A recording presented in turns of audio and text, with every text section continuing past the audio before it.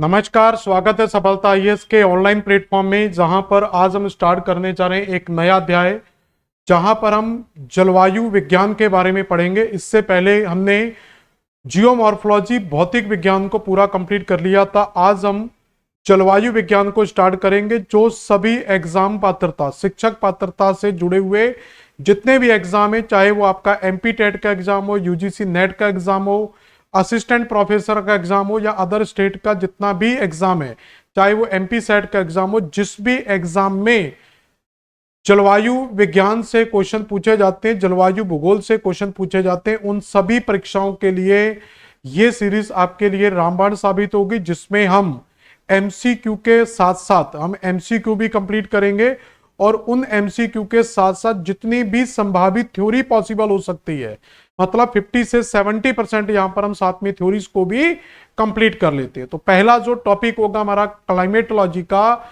जलवायु विज्ञान का, वो आपका दिया हुआ है। नॉर्मली जो आप सिलेबस में देखोगे उसमें वायुमंडल की संरचना और वायुमंडल के संगठन के बारे में टॉपिक दिया होता है, लेकिन उन टॉपिक से पहले एक हमारा बिल्कुल बेसिक टॉपिक होता है, जिसमें हम जलवायु की सामान्य परिचय और उसमें ऋतुओं का जो परिवर्तन है, जो कॉन्सेप्ट है, सीजन्स हैं, अक्षांश देशांतर में कब छोटा दिन कब बड़ा दिन, शीत अयनान वगैरह, ये कुछ बेसिक कॉन्सेप्ट हैं। यहां से भी आपसे क्वेश्चन पूछे जाते हैं। तो पहले हम उस बेसिक कॉन्सेप्ट को कंप्लीट करेंगे, फिर हम वायुमंडल की संरचना का स्टडी करेंगे, फिर उसके कंपोजिशन को पढ़ेंगे, फिर उससे जो भी उसके तापमान और अन्य जो टॉपिक जुड़े हुए हैं, ऊष्मा बजट हो गया, पवनें हो गई, आपकी वायुदाब की पेटियां हैं, वर्षा का प्रतिरूप है, कोपेन का क्लासिफिकेशन है, वो सारे टॉपिक्स को हम यहाँ पर वन बाय वन कंप्लीट करेंगे। तो स्टार्ट करते हैं आज का सेशन, जहां पर हमारा पहला टॉपिक होगा ऋतुएं एवं सीजन, या सीजन एवं जलवायु, जलवायु एवं ऋतुएं।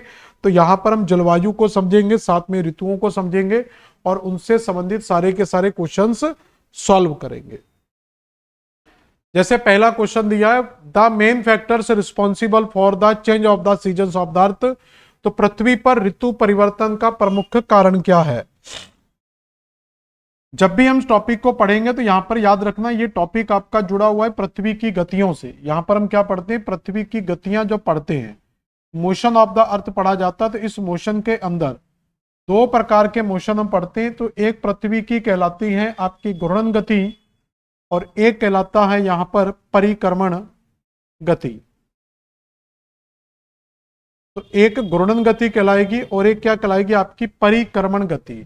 घूर्णन गति का मतलब होता है कि पृथ्वी का अपने ही अक्षांश पर घूमना।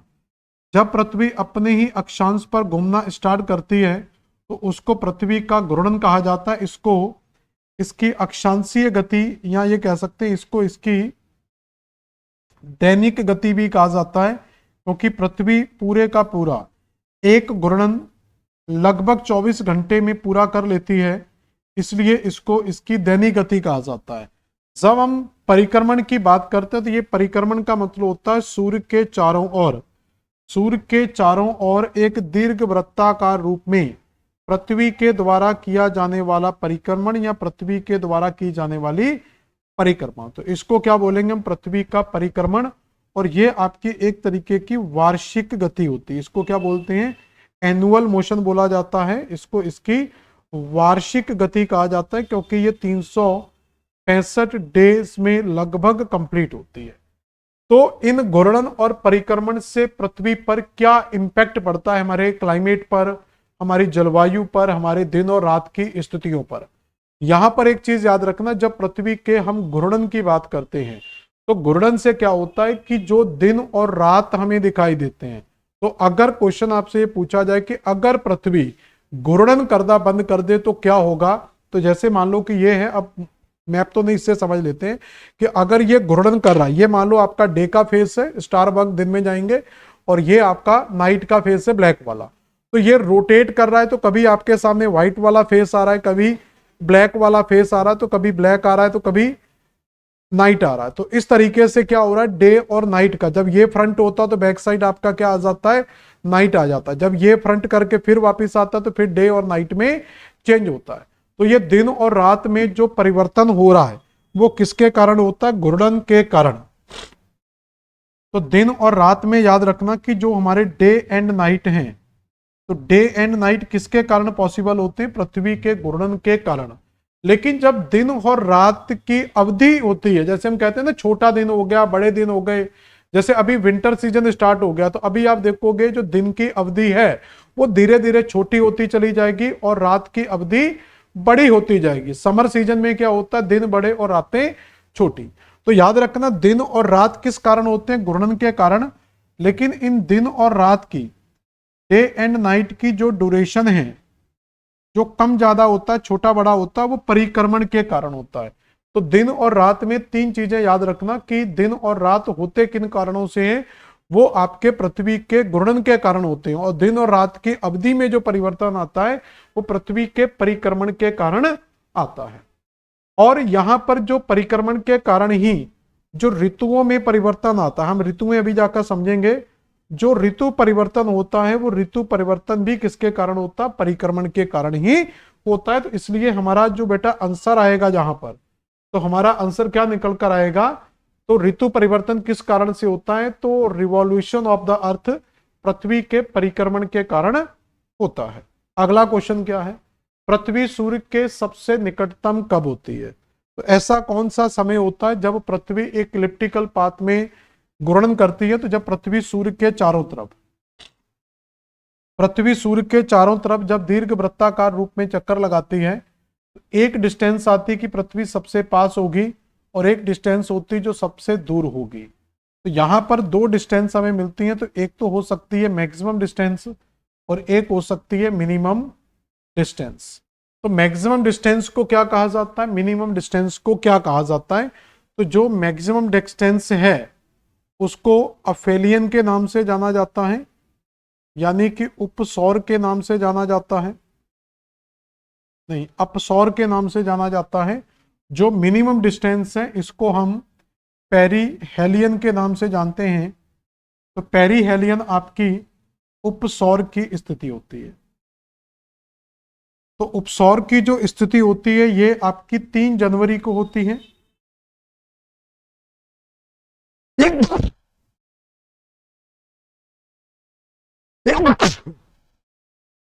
और ये अवस्थिति जो होती है ये आपकी 4 जुलाई को होती है। तो 3 जनवरी को पृथ्वी सूर्य के सबसे पास होती है, उपसौर की स्थिति होती है।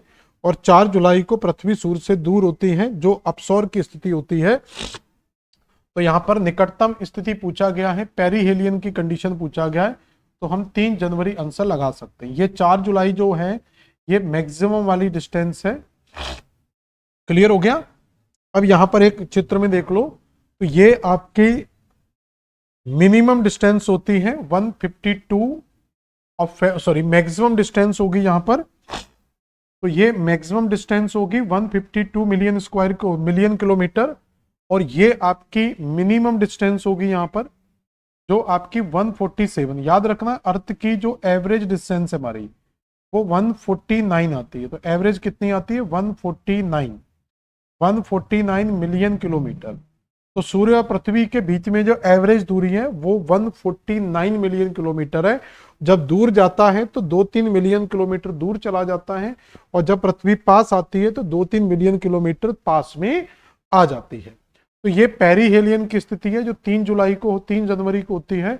और अफेलियन की स्थिति 4 जुलाई को होती है। इसको अपसौर के नाम से जाना जाता है और इसको अपसौर के नाम से जाना जाता है। अंग्रेजी में खास तौर पर याद रख लेना, क्योंकि ये अंग्रेजी में ही सबसे ज्यादा कंफ्यूजन करता है। जब सूर्य कर्क रेखा पर सीधी होती है तो तब क्या होता है? जब सूर्य की किरणें कर्क रेखा पर पड़ती हैं तो उस समय कौन सी स्थिति हमें देखने को मिलती है? तो इसमें दिया है समर, शीत, बसंत और शरद अयनांत। तो यहां पर ये 2 स्थितियां हमें समझनी होती है कि ये अयनांत क्या होता है और विषुव क्या होता है। यहां पर याद रखना जब अयनांत की बात करते हैं, अयनांत वो स्थिति होती है जब सूर्य की जो लंबवत किरणें, यहां पर याद रखना लंबवत किरणों की बात होती है। जब सूर्य की लंबवत किरणें या तो कर्क रेखा पर पड़ेंगी और या फिर मकर रेखा पर पड़ेंगी। और विषुव की स्थिति तब होती है विषुव की स्थिति तब होती है जब सूर्य की किरणें विषुवत रेखा पर लंबवत होती हैं। तो किस पर पड़ेंगी? विषुवत रेखा पर लंबवत होती हैं।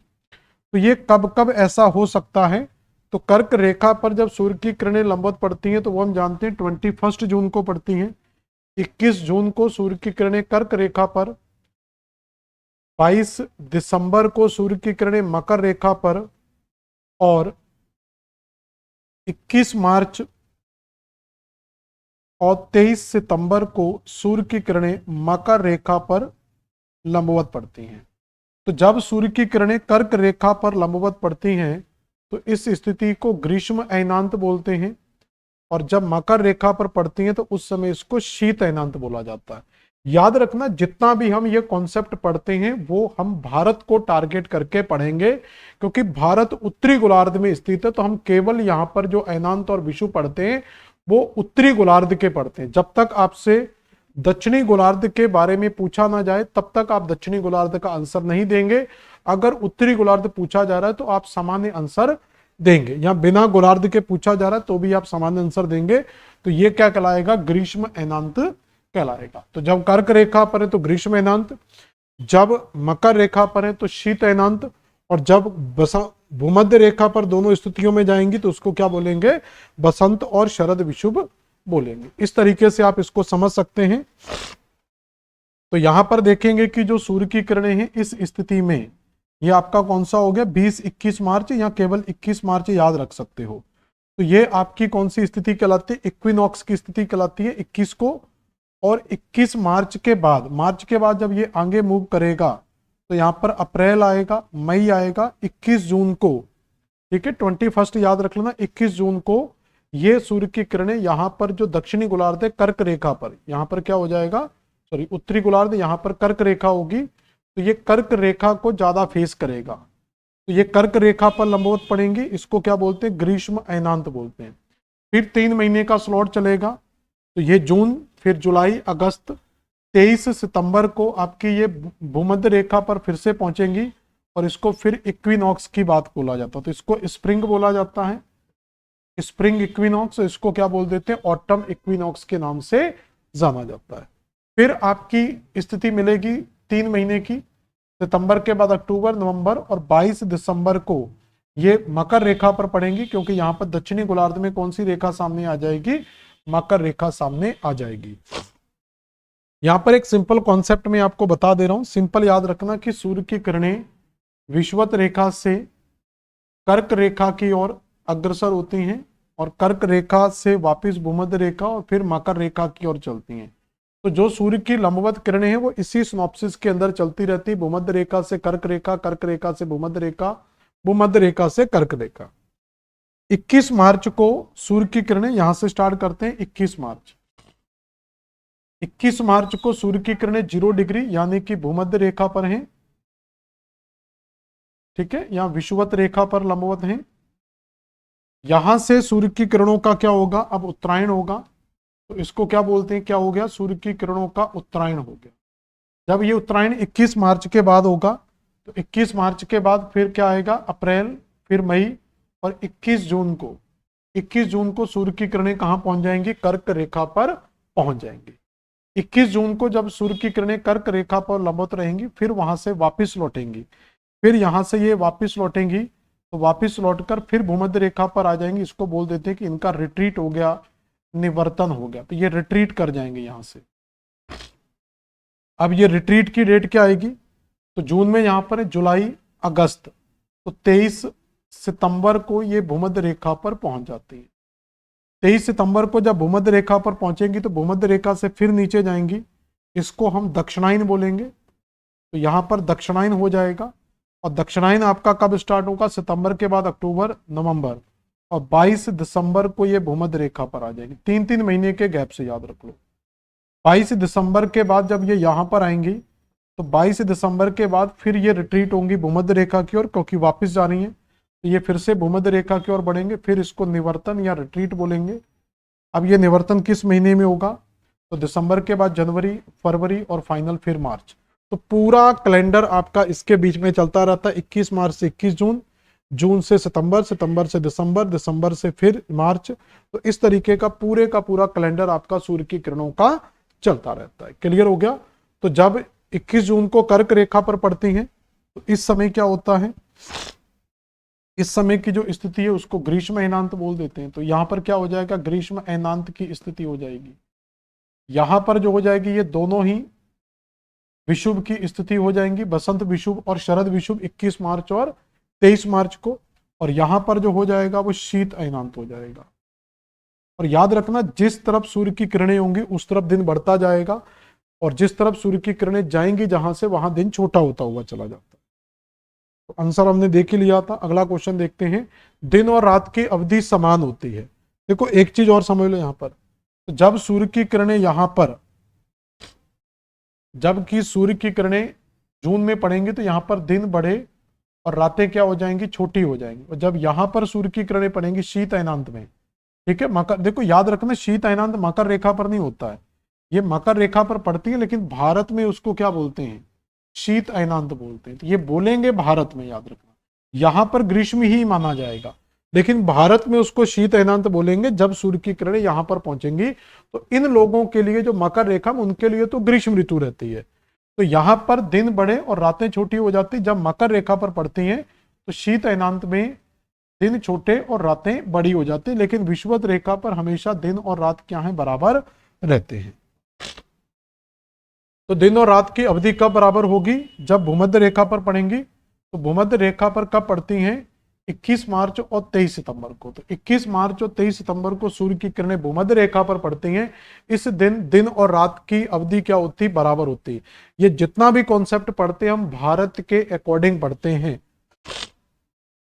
पृथ्वी पर विभिन्न जलवायु परिस्थितियों का प्रमुख कारण क्या, महासागरीय धाराएं, ऊंचाई, अक्षांश, पृथ्वी का गुरुत्व और पवनें। तो ये सारा खेल किनके कारण होता है, ऊंचाई और अक्षांशों के कारण होता है, क्योंकि सूर्य की किरणें इन्हीं अक्षांशों के बीच में शिफ्ट करती रहती हैं, जिससे क्या होता है, हमारे जलवायु परिवर्तन होते रहते हैं। जब अभी देखेंगे, अब सितंबर महीने में सूर्य की किरणें सितंबर के बाद ये क्या करेंगे, विषुवत रेखा को क्रॉस कर जाएंगे 23 सितंबर के बाद। उसके बाद अक्टूबर लग चुका है, अक्टूबर के बाद नवंबर, दिसंबर में ये मकर रेखा पर स्थापित हो जाएंगी।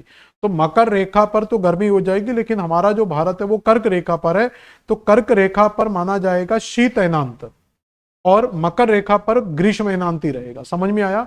तो जब हमारे यहाँ गर्मी होती है, दक्षिण में ठंड होती है, जब यहाँ दक्षिण में गर्मी हो जाएगी तो हमारे यहाँ ठंड हो जाएगी। क्लियर हो गया। अगला आता है, सूर्य के चारों ओर पृथ्वी का एक परिक्रमण करने में कितना समय लगता है। तो सूर्य की जो परिक्रमण गति है, सूर्य के चारों ओर जो परिक्रमण आएगा वो 365 दिन का होता है। तो जो पूरी जो रिवॉल्विंग है पृथ्वी सूर्य के चारों ओर लगाती है वो 365 दिन में पूरा करती है। भूमध्य रेखी क्षेत्र अनुभव करता है। तो भूमध्य रेखा पर सूर्य की किरणें 2 टाइम पर पड़ती हैं, इसलिए सबसे ज्यादा वर्षा वाला और सबसे गर्म क्षेत्र माना जाता है। तो यहां पर क्या है, तापमान सबसे ज्यादा होता है, कन्वेक्शनल करंट यहां सबसे ज्यादा उठती हैं, तो इस कारण भूमध्य रेखी क्षेत्र में सबसे ज्यादा तापमान भी पड़ता है और भूमध्य रेखी क्षेत्र में सबसे ज्यादा वर्षा भी होती है। क्लियर। तो भूमध्य रेखा का क्वेश्चन आ जाएगा। इसी में इसी टेम्परेचर के लिए एक शब्द यूज किया जाता है ITCZ, inter tropical convergence zone. ये इंटर ट्रॉपिकल कन्वर्जेंस जोन हमेशा हमें कहां पर मिलेगा, ये भूमध्य रेखा पर ही मिलेगा। और भूमध्य रेखा से जब सूर्य की किरणें कर्क रेखा पर जाएंगी तो ये ITCZ कर्क रेखा पर चला जाएगा। जब सूर्य की किरणें मकर रेखा पर जाएंगी तो ये मकर रेखा पर जाएगा, लेकिन ज्यादा समय कहां रहेगा, ये भूमध्य रेखा पर रहेगा। ध्रुवीय क्षेत्र ठंडे रहते हैं क्योंकि महासागर से दूर है, सूर्य की किरणें तिरछी हैं, तेज हवाएं चलती, वनस्पति कम है।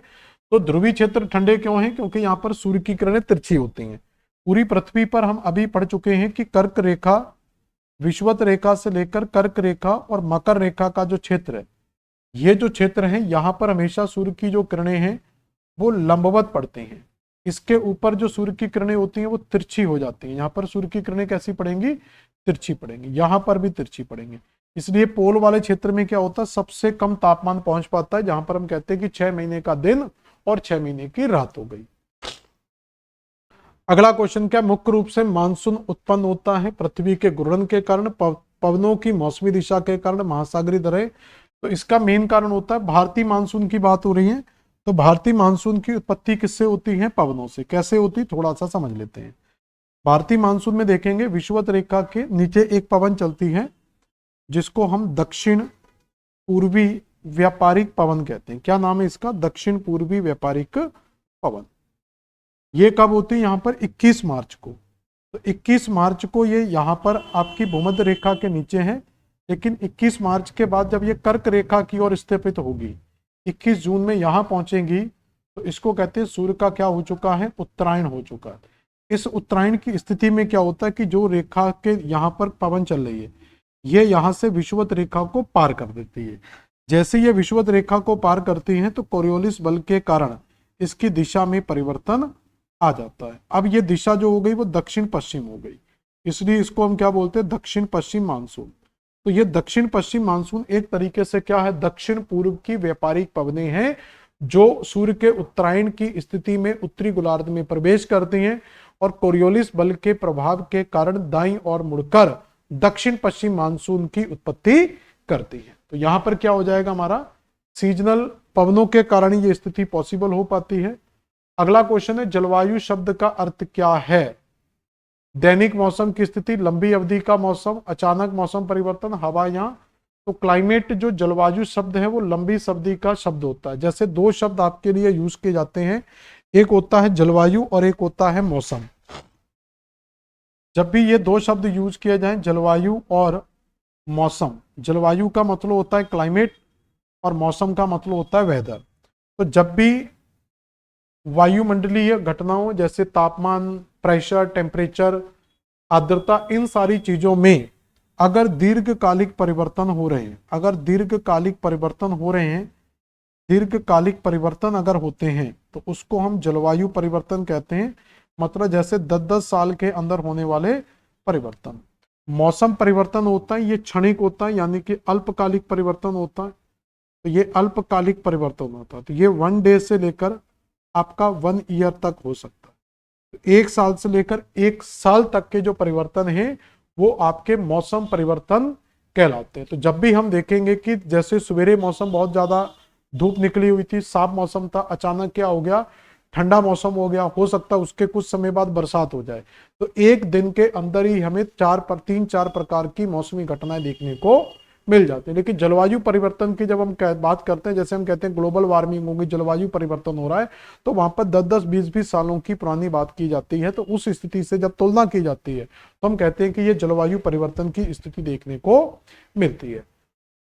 जितने भी सिंगर हैं जो गाने लिखते हैं, जितने भी लोगों ने गाने लिखे होते हैं, वो सारे के सारे कहीं ना कहीं ज्योग्राफी को बहुत अच्छे से पढ़े होंगे, इसलिए वो अपने सारे गानों के अंदर मौसम शब्द का यूज करते, जलवायु शब्द का प्रयोग नहीं करते। जैसे कुछ प्रसिद्ध गानों की तरह देखिए, क्या मौसम आया है, ठीक है ना, पूरब से पश्चिम की ओर पवनें चली, क्या मौसम आया। तो इस तरीके के गानों में मौसम शब्द यूज किया जा रहा है। और एक बहुत ही प्रसिद्ध गाना है जो पूरी तरीके से इस थ्योरी के ऊपर डिपेंड करता है, जिसको कहते हैं कि कहा जाता है कि मौसम की तरह कहीं बदल तो ना जाओगे। तो जो मौसम की तरह कहीं बदल तो ना जाओगे, इसका मतलब है कि अगर कोई व्यक्ति सवेरे वादा करे कि शाम को घूमने चलेंगे, पिज्जा खाने, पिक्चर देखने चलेंगे, और तत्काल समय पर उसने मना कर दिया कि आज नहीं जा रहे, फिर किसी चीज का वादा किया और फिर भूल गए, तो ये सारे क्या कहलाते हैं? मौसम की तरह बदलने वाले परिवर्तन, यानी कि गिरगिट की तरह बदलने वाले परिवर्तन कहलाते हैं। क्लियर हो गया? कौन सा क्षेत्र अधिकतम मौसमी परिवर्तन अनुभव करता है? उष्ण कटिबंध, शीतोष्ण कटिबंध या भूमध्य रेखा? तो भूमध्य रेखा पर तो एक जैसा होता है। तो कौन सा अधिकतम मौसमी परिवर्तन चेंज करता है? तो ये आप विषुवत रेखा ही लगा लेंगे, क्योंकि यहाँ पर अत्यधिक तापमान, अत्यधिक वर्षा जैसी स्थितियां देखने को मिलती हैं। कौन सा अक्षांश पूरे वर्ष सर्वाधिक सौर ऊर्जा प्राप्त करता है? तो ये हम जानते हैं कि भूमध्य रेखा पर सितंबर और मार्च, और उससे सबसे ज्यादा महीनों में यहाँ पर हमें गर्मी मिलती है। इसके बाद क्वेश्चन है, पृथ्वी की धुरी का झुकाव कितना है? तो पृथ्वी हमारी जो है वो 23.5 डिग्री के एंगल पर झुकी हुई है। ये 23.5 डिग्री का एंगल किस तरीके से बनता है? ये आपका एक हमने एंगल डाल दिया, और इस एंगल से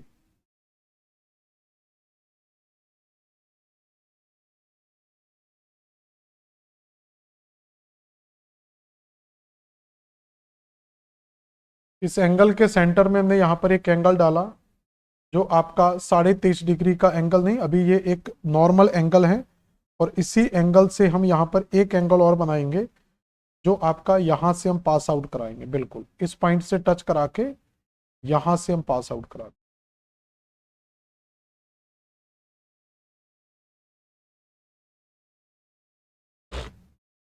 अब इसका मतलब क्या होता है इस एंगल का, कि ये एंगल अपनी इस स्थिति से झुका हुआ है, ये नॉर्मल एंगल है, इससे इधर झुका हुआ है, तो ये कितना झुका हुआ है, तो 23.5 डिग्री झुका हुआ है। इधर से भी ये टर्न कर रहा है कितना, 23.5 डिग्री झुका हुआ है।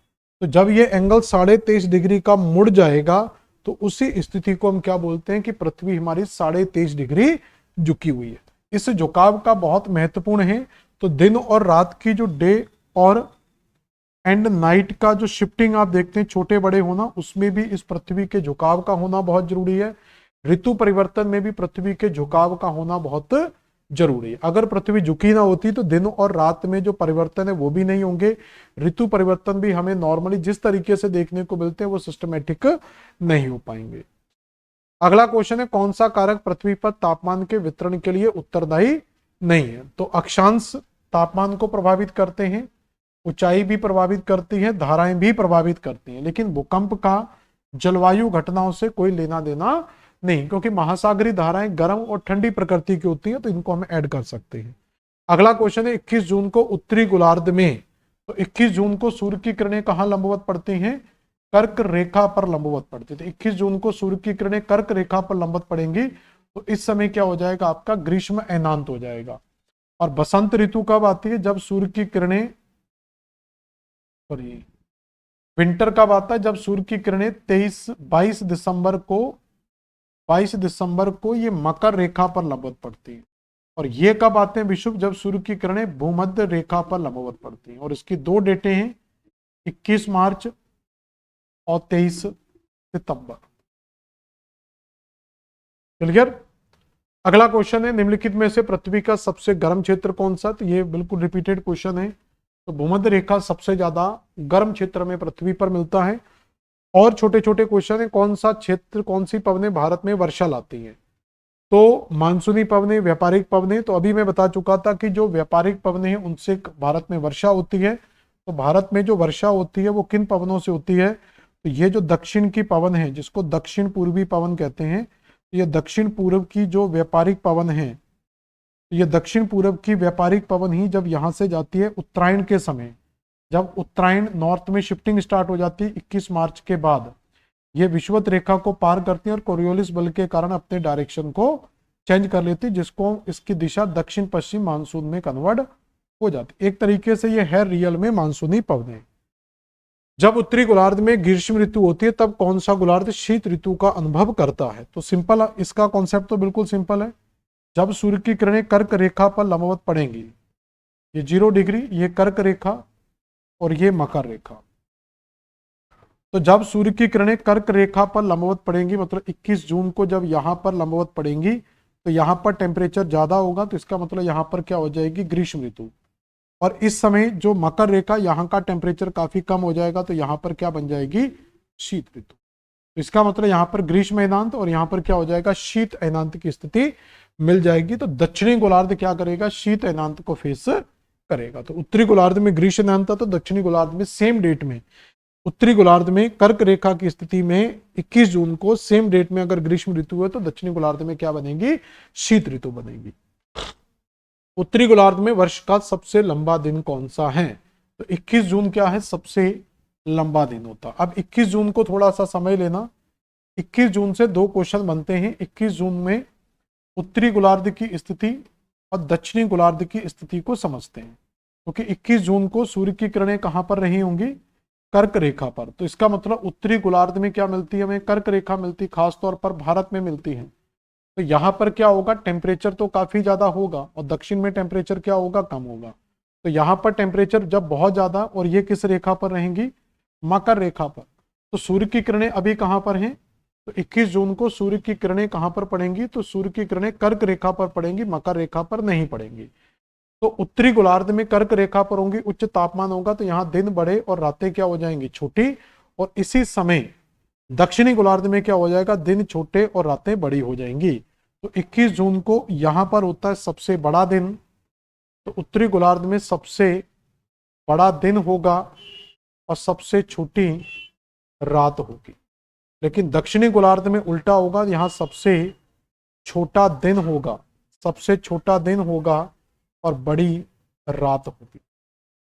तो कई बार क्वेश्चन आता है कि 21 जून को सबसे छोटा दिन कहां होता है, तो 21 जून को सबसे छोटा दिन दक्षिणी गोलार्ध में, जब उत्तरी गोलार्ध में बड़ा दिन होगा तो दक्षिणी गोलार्ध में दिन क्या हो जाएगा, छोटा। 21 जून को सबसे बड़ी रात कहां पर होती है, दक्षिणी गोलार्ध में। सबसे छोटी रात कहां होती है, उत्तरी गोलार्ध में। तो उत्तर का जस्ट उल्टा दक्षिण में हो जाएगा। अयनांत शब्द से तात्पर्य दिन और रात का समान होना, वर्ष काल सबसे लंबा और छोटा होना, ऋतु परिवर्तन या अचानक तापमान में वृद्धि। तो विषुव ये तो होगा नहीं, तो ये आंसर लगा सकते हैं। तो अयनांत में क्या होता है, दिन सबसे छोटा होता है या दिन सबसे बड़ा होता है। तो वर्ष का लंबा या सबसे छोटा दिन, तो जब कर्क रेखा पर आ जाएंगी सूर्य की किरणें तो उसको ग्रीष्म अयनांत बोलेंगे, उस समय सबसे बड़ा दिन होगा। जब सूर्य की किरणें मकर रेखा पर आएंगी उस समय शीत अयनांत बोलेंगे, और दक्षिणी गोलार्ध में सबसे बड़ा दिन और भारत में सबसे छोटा दिन हो जाएगा। ग्रीष्म अयनांत किस दिन होता है, तो 21 जून को क्या होता है, जब सूर्य की किरणें कर्क रेखा पर पड़ती तो उसको क्या बोलते थे, ग्रीष्म अयनांत। 21 मार्च और 23 सितंबर को सूर्य की किरणें विषुवत रेखा पर पड़ती हैं, और 22 दिसंबर को सूर्य की किरणें मकर रेखा पर पड़ती हैं, और उस समय भारत में कौन सी स्थिति होती है, शीत अयनांत की स्थिति होती है। अगला क्वेश्चन है, ग्रीष्म अयनांत के दिन उत्तरी गोलार्ध अनुभव करता है। तो जब ग्रीष्म अयनांत होगा तो उत्तरी गोलार्ध में क्या हो जाएगा, सबसे बड़ा दिन हो जाएगा। तो उत्तरी गोलार्ध में जब सूर्य में ग्रीष्म अयनांत होगा तो उसमें 21 जून को सबसे बड़ा दिन हो जाएगा। शीत अयनांत के दिन सूर्य सीधा किस स्थान पर होता है, तो शीत अयनांत में सूर्य की किरणें कहां पर लंबवत पड़ेंगी, तो 22 दिसंबर को ये होगा। तो 22 दिसंबर को उत्तरी गोलार्ध में शीत अयनांत होता है और इस समय सूर्य की किरणें मकर रेखा पर लंबवत पड़ती हैं। तो जितने भी मौसम है सब भारत को ध्यान में रखकर बता दें। शीत अयनांत कब होता है, तो हम बता चुके हैं कि ये 22 दिसंबर को होता है। बिल्कुल प्यारे प्यारे छोटे छोटे क्वेश्चन यहाँ पर हमें मिल जाते हैं। इसके बाद है, शीत अयनांत के समय उत्तरी गोलार्ध अनुभव करता है। तो जब शीत अयनांत होगा, तो शीत अयनांत कब होगा, जब सूर्य की किरणें मकर रेखा पर लंबवत पड़ेंगी। तो उत्तर में देखो भारत में बोला जाएगा, सूर्य की किरणें मकर रेखा पर हैं, और मकर रेखा यानी कि दक्षिणी गोलार्ध में ग्रीष्म ऋतु है, लेकिन उत्तरी गोलार्ध में भारत में क्या शीत ऋतु है। तो भारत में शीत ऋतु में ठंड होगी। तो यानी कि यहां पर क्या होगा, तो सूर्य अगर यहां पर लंबवत पड़ रहा है तो यहां पर दिन क्या हो जाएगा, बड़ा, और रात छोटी हो जाएगी। यानी कि ये 22 दिसंबर को दक्षिणी गोलार्ध में क्या होगा, ग्रीष्म अयनांत होगा, और यहां पर सबसे बड़ा दिन भी हो जाएगा, सबसे बड़ा दिन। लेकिन उसी समय भारत में क्या होगा, तो इसी डेट को 22 दिसंबर को भारत में शीत ऋतु होगी, और यहां पर सबसे छोटा दिन भी होगा। तो सबसे छोटा दिन यहां पर होगा, तो ये क्या आंसर आ जाएगा, तो शॉर्टेस्ट डे हो जाएगा, सबसे छोटा दिन हो जाएगा। बिल्कुल उल्टा होता है उत्तरी गोलार्ध और दक्षिणी गोलार्ध की स्थितियों का। अयनांत के लिए उत्तरदायी पृथ्वी की धुरी का झुकाव है। तो हम जानते हैं कि पृथ्वी 23.5 डिग्री अक्षांश पर झुकी हुई है। ये तो बिल्कुल सिंपल क्वेश्चन हम बता चुके हैं। एक वर्ष में कितने अयनांत होते हैं, तो 2 अयनांत आते हैं। तो एक आता है आपका कौन सा, ग्रीष्म, और एक कौन सा आता है आपका शीत। ग्रीष्म कब होता है, 21 जून को, और शीत अयनांत भारत में कब होता है, जब सूर्य की किरणें 22 दिसंबर को। तो 22 दिसंबर को कहां पड़ती है, मकर रेखा पर, और 21 जून में कहां जाती है, कर्क रेखा पर। इस तरीके से भारत में 2 सॉल्स्टिस आपको देखने को मिल जाते हैं।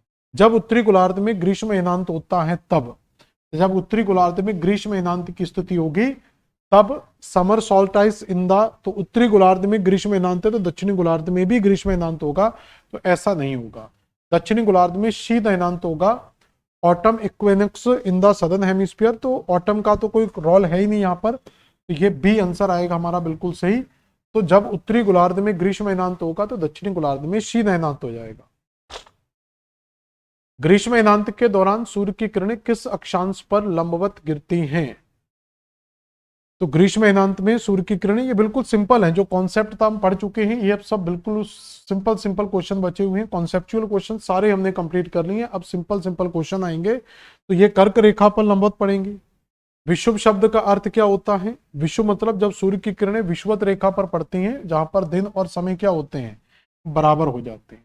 तो ये स्थिति कब हमें देखने को मिलती है इक्वेटर पर? तो ये 2 तारीख में देखने को मिलती है। एक तो 22 सितंबर को देखने को मिलता है, और दूसरी स्थिति हमें 21 मार्च को देखने को मिलती है। दोनों स्थितियां इक्विनॉक्स की स्थितियां यानी कि विषुव की स्थितियां हैं। कुछ और क्वेश्चन है, थोड़े से देख लें। पृथ्वी पर प्रत्येक वर्ष 2 विषुव होते हैं, तो 2 इक्विनॉक्स हमें मिलते हैं, तो 21 मार्च और 23 सितंबर को। तो 2 डेटें हम याद रखना है। तो विषुव होता कब है? जब सूर्य की किरणें भूमध्य रेखा पर पड़ती हैं। तो भूमध्य रेखा पर एक डेट आती है 21 मार्च को और एक डेट आती है 23 सितंबर को। तो जब सूर्य की किरणें 21 मार्च को यहां पर रहेंगी और दूसरी डेट क्या है? 23 सितंबर। तो ये 2 डेटें आपको याद रखना है। 21 मार्च के बाद सूर्य की किरण किधर जाती हैं? उत्तर की ओर स्थानांतरित होंगी, और 23 सितंबर के बाद दक्षिण की ओर ट्रांसफर हो जाएंगी। तो इसको हम दक्षिणायन की स्थिति बोलेंगे, और ये मकर रेखा की ओर जाएंगी, और ये आपकी उत्तरायण की स्थिति होगी, और ये कर्क रेखा की ओर जाएंगी। तो मार्च के बाद अप्रैल, मई, जून, 21 जून को ये कहां स्थापित हो जाएंगी? कर्क रेखा पर।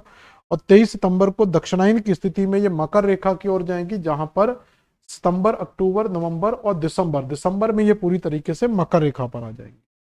विषुव के दिन सूर्य सीधा किस स्थान पर होता है? ये तो सिंपल क्वेश्चन हो गया। तो विषुव में सूर्य की किरणें भूमध्य रेखा पर पड़ते हैं 21 मार्च और 23 सितंबर को। बसंत विषुव किस ऋतु की शुरुआत का संकेत होता है?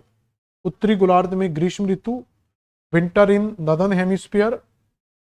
ठीक है ना? इसका क्या आएगा सही आंसर? ए, बी, सी, डी। ठीक है, तो इसके लिए मैंने आपको एक डायग्राम दिखाया था, देखो वहां पर समझा रहा हूं। इसका डायग्राम मैंने आपको करवाया था, यहाँ ये वाला डायग्राम। तो इस डायग्राम में देखेंगे तो 21 मार्च को क्या हो रहा है? आपका वर्मल इक्विनॉक्स हो रहा है। इसके बाद जो आएगा वो समर सॉल्स्टिस आएगा, यानी कि ग्रीष्म ऋतु का आगमन आएगा। तो जैसे यहाँ पर जाएंगे तो ये मार्च के बाद जैसे शिफ्ट होगा वो जून की तरफ होगा। जून में क्या होता है? ग्रीष्म ऋतु की स्थिति हमारे देश में देखने को मिलती है।